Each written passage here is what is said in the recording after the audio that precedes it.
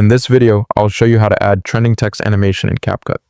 First, open CapCut and tap on New Project. Now import the video where you want to add animated text. Drag your video to the timeline. Next, tap on Text and then tap on Add Text. A text box will appear on your video.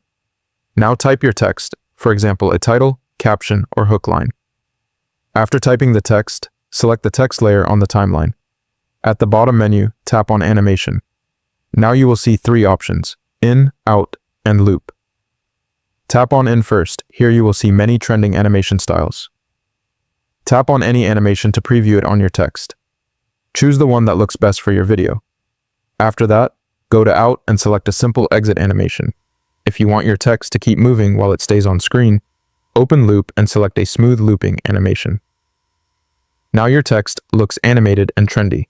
You can also change the font and color by tapping on Style.